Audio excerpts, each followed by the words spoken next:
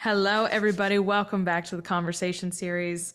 I am thrilled today to be sitting in person with Kevin Campbell here. He's a singer-songwriter. We are in Raleigh, and I'm excited. He's got his new album out, and I'm so excited to dig into this. He walked in with his guitar, so there are possibilities of things that could happen while we're here. But Kevin, thank you so much for joining me and being here with me today. Thank you for having me. Yeah. So happy to be here. Yeah. I want to start with your beginning story of music. Where did music become, stuck with you? How was your childhood with music, the connection there? In sixth grade, I was in a guitar class and I was like really good. I was first chair. Yeah. And then I got like in this argument with this other girl in class and I ended up getting in-school suspension. Okay. And the teacher ended up putting me in the last chair and wouldn't let me challenge the rest of the year. Okay. So when they gave out like these forms for the electives the next year, I just threw mine away. I was like, forget this. And I didn't touch a guitar again until I was like 26 years old. Wow. And I was walking through like Montgomery Ward. Remember those stores? Yes. And it was going out of business and there was a guitar that was on the floor model had a crack in it and they were selling it for $40. And I was like, I think I'm gonna learn how to play guitar. Okay. And that led to all of this. Okay. And then it carried through. You were talking to me beforehand. You went to, Northern Virginia. You went up to school in New York. Like, tell me about that. Tell me about what you learned there, what happened, and how it got you to move out west. Yeah, I mean, I grew up in Northern Virginia and I went to college down Georgia Southern. And I had a weird path. Like I actually was like a professional mascot in Charlotte for the Charlotte Knights baseball team. I love that. I was running around as Homer the Dragon and I was doing all these skits in between the innings and I just really liked it. And I was like, I want to go to film school. So I went up to New York and went to film school and that led me to going out to Los Angeles. And I started taking acting classes and I was acting in commercials and different TV shows and things like that. And it just all kind of led into music, the storytelling aspect of it all. I think that's the beautiful part about film songwriting too. Like I think people have connections with songs too, and that's like somehow or the other it hits you in your life. And that's the important part of music in my eyes. I'm like, you can listen to a song a million times and it still has. Definitely. I mean, with like film, you'd spend like a year working on something and then somebody goes, you should have ended it like this. And you're just like I didn't think about this for 2 years. Yes. But like with the song, you can like write it on a Tuesday, play it on a Thursday, and everybody claps. And then you're just like, oh, this is the most amazing feeling. And I could write about the saddest things in my life, and it would always just make me happy that that song came out of it, and that I couldn't get that out of the film. Yes. Yeah. I think it's, you sit in a movie, you're like expecting to feel different emotions, but with music, you're kind of walking through whatever stage of life you're in. It feels different. It hits different and it's relevant to the time that you are in your life. Definitely. It's like I don't set out with any agenda when I write a song. I just kind of chase the chord and then chase the lyric. And then when it's over, I'm like, oh, that's what's been running through my head. Oh, that's what I've been thinking about this situation. And I'm always surprised by it. From the songwriter part of it, how do you this is me just asking the geeky, not knowing question of like, how do you put a song together? Like, how does it in your head? How does a song come together? I'm usually just noodling on the guitar and then I'll play like a chord and another chord and something about that day, the way those chords go together, it just makes me like go, and then that turns into, I don't know. And then I don't know turns into something and I just keep chasing it. And sometimes I won't even know what the song's about until I get to the very end. Or like sometimes I'll know when the chorus comes around. But once I know, then I can really finish the song. Sometimes I'm just have like cool words and it doesn't mean anything. And I kind of want it to mean something for me to be able to sing it in front of people. Totally.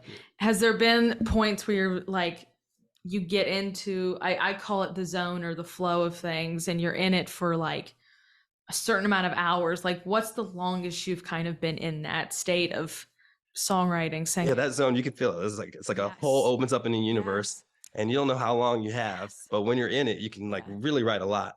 And sometimes I might write a cluster of songs. And then sometimes it'll close and won't open up for another year or so. So you kind of have to use some little discipline with it.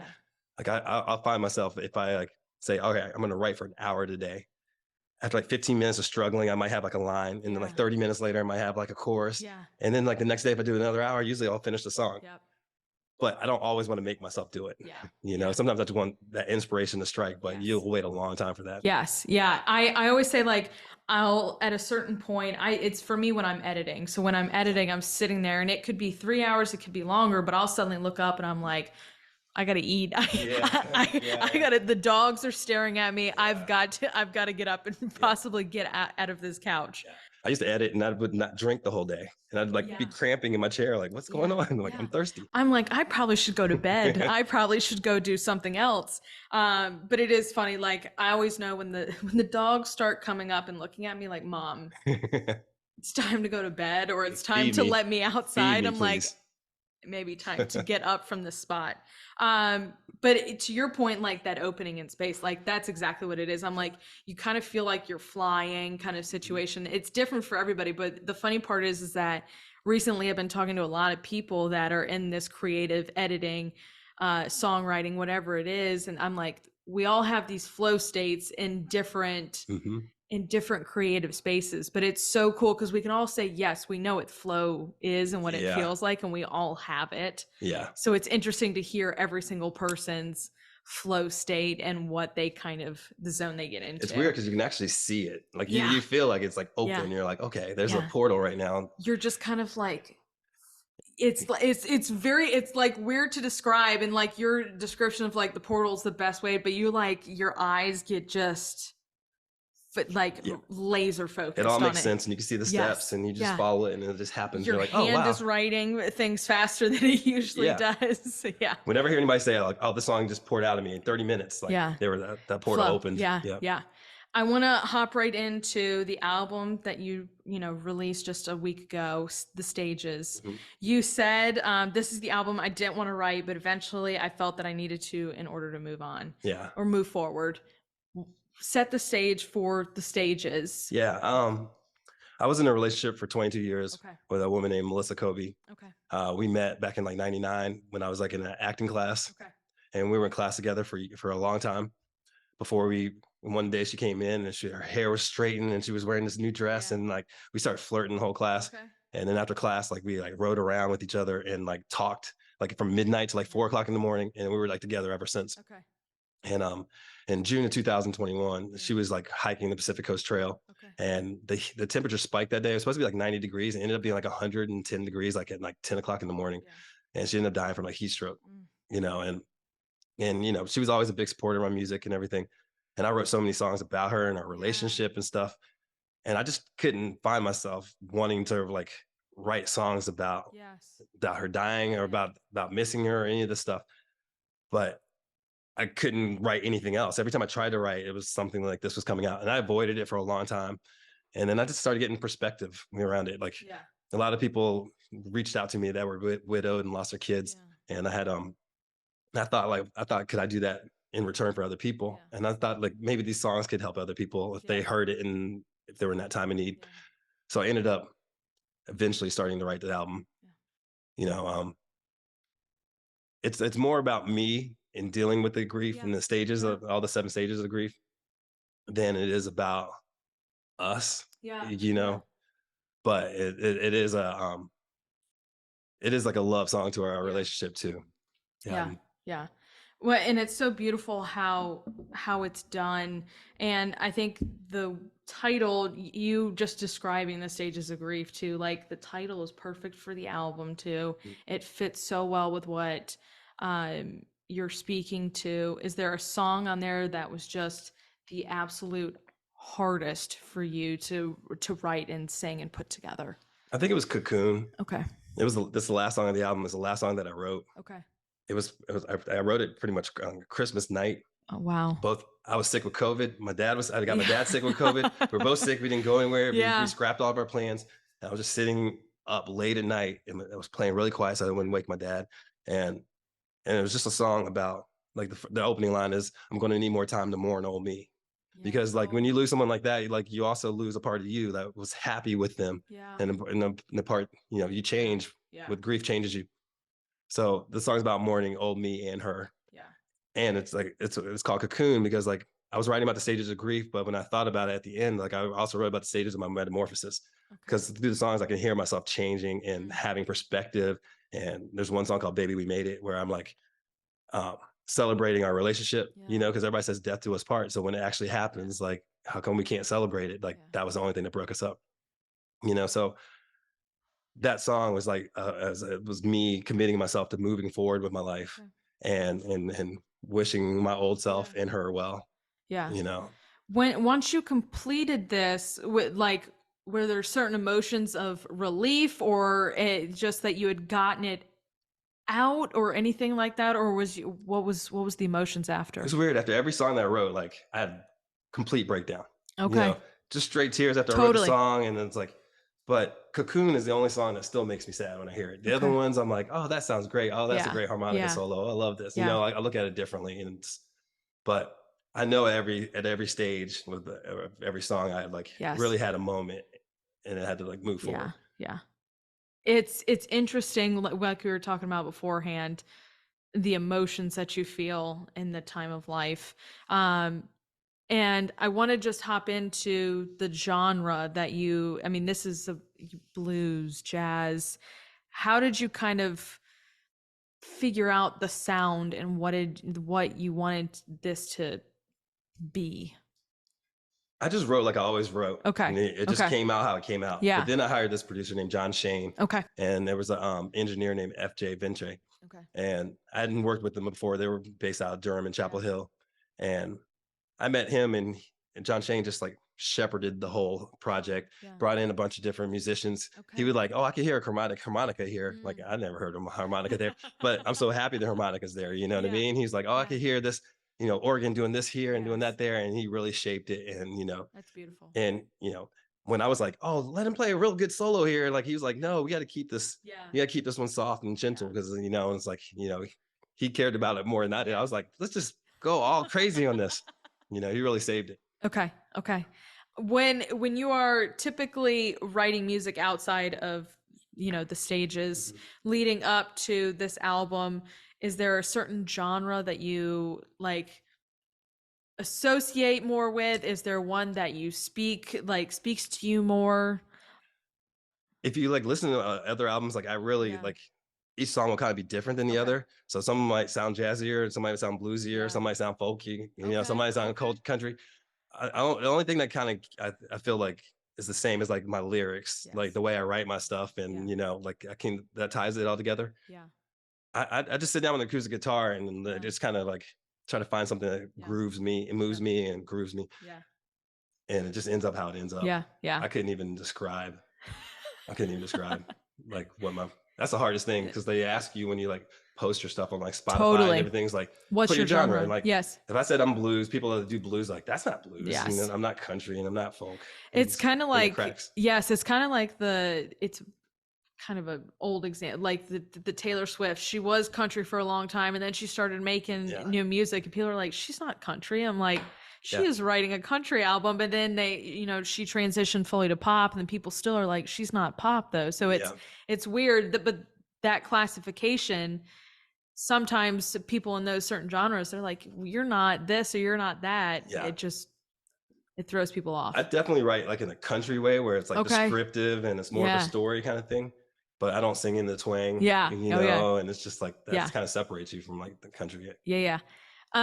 When you are going back to your writing, is there a certain environment that you like to be in when you write? We were talking about the flow state, but is there a certain, like, you're in your bedroom or you're in a studio, or is there a certain place you like to? I'm a couch superstar. Okay. Sitting on my couch. TV's usually on. I love it's that. usually loud. The TV's just loud, and I'm just kind of just doing my thing, and I can just like lock in. And then I'll write on whatever's in front of me. Like it could be the back of an envelope, it could be on my phone notes, it could just be a notepad. And it's scraps all over the place, and I just chase it, And if I really hear something and I'm like, oh, this is good, and then I record it. Okay. Because I won't remember like an hour later. The melody will change in my head. Yeah.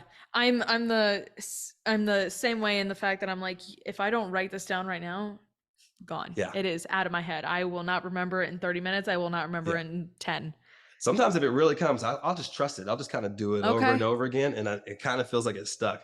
But if I really love it, I'm scared to lose it, I'll record it. Yep. Now you have your beautiful guitar here. Is guitar the only instrument you play? What is your repertoire of instruments? My parents got me a piano like for first grade Christmas. And I was like, thanks. Yeah, I wanted an Atari, but a piano. And I played that until probably 8th grade, and then sports took over. Yeah.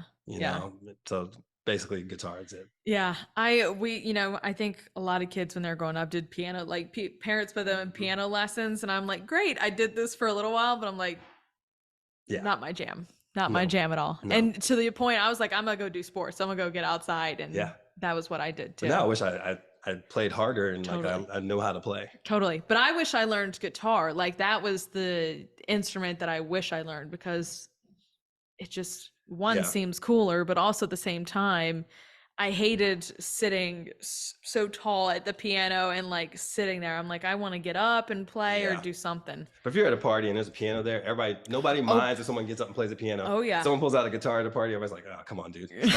Stop. Put your guitar away. That is very true. People like gather around the piano. Yeah, people love it. Yeah, yeah. You were just talking about it too before we started. You just had your release party out in LA. First, just how did it go? What was the reception of it? How did things go out there? It went great. I moved to Raleigh like in March of 2022. Okay. May of 2022. Okay. And I mean, I know some people here, but they didn't know Melissa. They didn't know us. Totally. You know? So I went back to do it with like a lot of our friends and people, and some of her family flew in town. Yeah. And it was just great. It was well received, nice. You know, and it was like, I told him before we started, I was like, this isn't a memorial, you know, like we've had it. And like, this is like, we've done it. You know, this is more of a celebration of stuff. Yeah. And nice. I was happy with it. Like, good. I'm glad I made the choice to go out there and do it. Good, good. When you are putting together an album, and you were just talking about the two guys you worked with, like what do you look for in people in the audio and making an album come together? Like, are there certain people? Are they kind of just handpicked for you? Like, what does that look like for you? This album is my 6th album. Okay. And the first 5, I worked with the same guy, Tommy Hazarian, and he was great. And like, he lives in Portland. And it just seemed harder with the time zone. Yeah. And I didn't want to like do this album for a long, long time. I wanted to kind of get it done, Rip it right off. And I planned to go to LA and just use him again and just try to record everything in a week. And then a friend of mine had used John Shane to produce a song of hers. Yeah. And I heard her single, and I was just like, that guitar's ripping. And I mean, that sounds great. Like, I was like, who did it? And so I started researching it. Yeah. You've gotten all of this out into the world. Is there okay, down the line, a 7th album? I'm going to do a 7th one. Is it like anywhere in your mind right now? I kind of, as soon as like I release an album, I'm like, it's out of my hands. Like the promoting part is the worst part about it. Like you're basically hounding your friends and like strangers to like, please listen. Yeah. So instantly I'm already just trying to write again. Okay. Okay. You know, because like when you're like doing the album, you're like listening to your you know, the tracks over and over again. You're listening to the mixes over and over again. You're listening to the master, and you're just stuck in that world. Now I'm just kind of want to like try something else, see what else comes out, you know, see what else I'm thinking about, like what else I care about. Yeah. Well, in the theme of, you know, stages of your life, now you're kind of, what is next? What is in your life right now, and what can you write about that? I have no idea. I'm like, really want to find out. Like, the possibilities are there. You know, because I was in like LA, I was also trying to write screenplays and trying to see if I could get those sold and do all that kind of stuff. So I always like writing. Yeah. And I don't have any other outlets out here in Raleigh that I had out there. So I'm not sure. Yeah. I know I'm gonna make another album eventually one day. After about like a year, I'm gonna be like, I want to be in the studio, because that's the best part of my life, is just sitting in the studio, watching some musician come in and put a part, and I'm like, oh, I didn't even know it could go there. And you know, the rest of it, it's just like, I'm always impressed by sitting there and watching the producers just click all the buttons, move things, because like we were talking about, like they hear things that we don't. Yeah. But watching them do all this, and I'm just like, this looks like outer space to me. I'm like, some of this makes sense, and some of this just is out of this world craziness to me. Yeah. Like I can hear what I can do, and I can hear what I think it should sound like, but I can't hear what I think the musician should do. Yeah. Like I don't hear the parts, and the producer I had was hearing the parts, and he's like, do this here, play that key over this, and then we'll blend it in there, and then the backup will be here. And I'm like, and just watching it come together, I was like really proud of it. Yeah. Well, and then they've got all the screens that you can literally see like your sound waves and just how they match up. And I'm like, this is nuts to me. But it's like, like I was saying, it's like the coolest shit to watch, because you're sitting there and you're like, this is magic right here. Like this is something truly coming together. The one thing that was different about using new people, I was like really comfortable with the old guy I worked with, that like I could like just be a control freak and like let me do it one more time. Let me do it one more time. And then with these new guys, like I was like, maybe I should re-sing that part. And he's like, do you have voice dysmorphia? Like, you know what I mean? Like, and I was just like, okay, all right. Kevin, step back for a All right. second. Noted.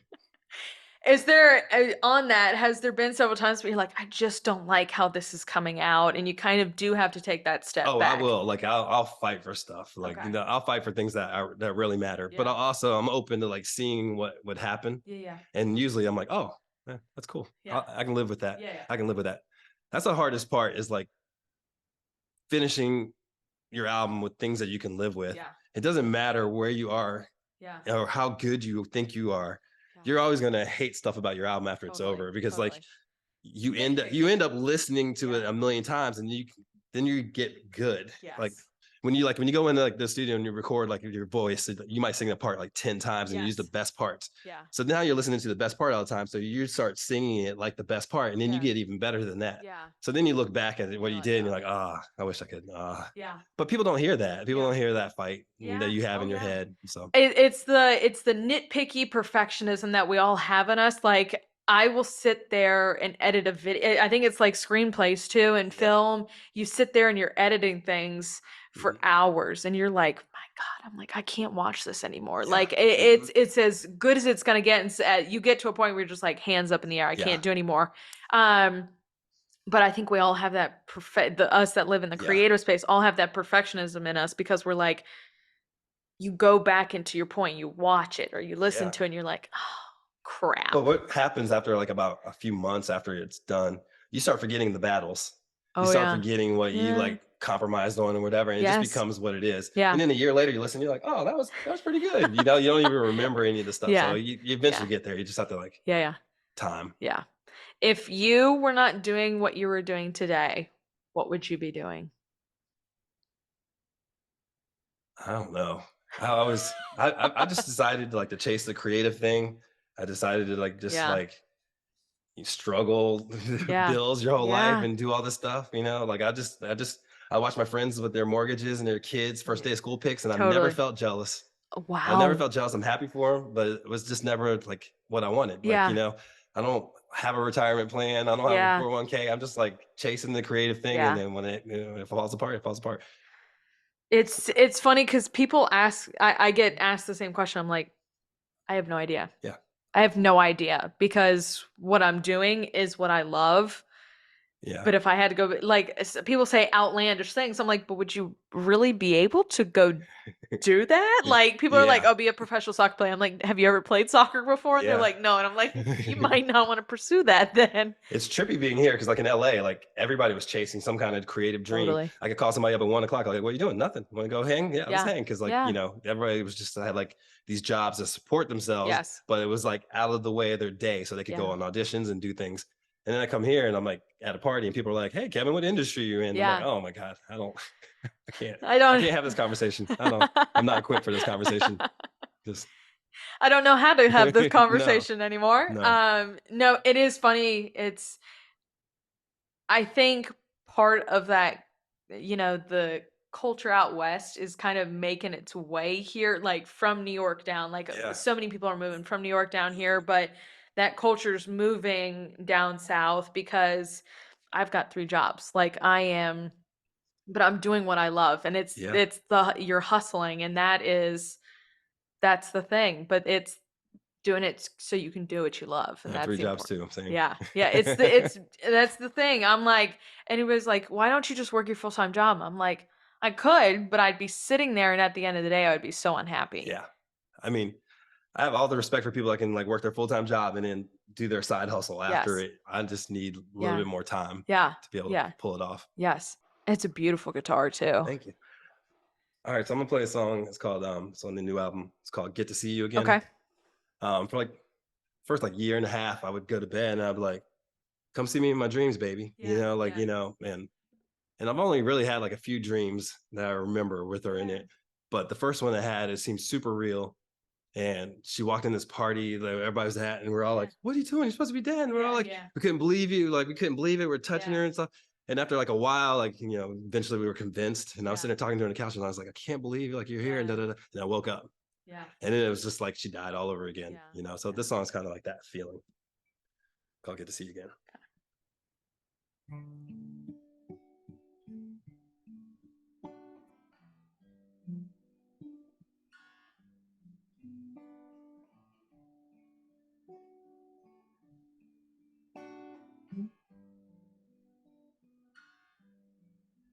My heart aches and it quakes and it takes a whole day. Break out of this funk inside my head. Can't wait to go to bed. 'Cause sometimes when I'm dreaming, I see you again. And it don't make no sense, it's like losing a limb. With you I was whole, now I'm in pieces again. Can't wait to lay my head. 'Cause sometimes when I'm dreaming, I see you again. I get to see you again. Hold you real tight like you never left. Moment between us again. Before I wake up and I lose you all over again. Can I shake these thoughts that it's all been for naught? Though I do it all again to relive all I forgot. Can't wait to go to bed. 'Cause sometimes when I'm dreaming, I see you again. I get to see you again. Hold you real tight like you never left. Moment between us again. Before I wake up and I lose you all over again. It's worth it to see you again.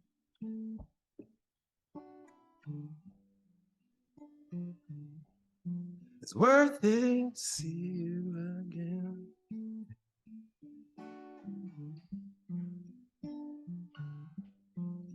And I can't wait to lay my head. 'Cause sometimes when I'm dreaming, I see you again. I get to see you again. Hold you real tight like you never left. Moment between us again. Before I wake up and I lose you all over again.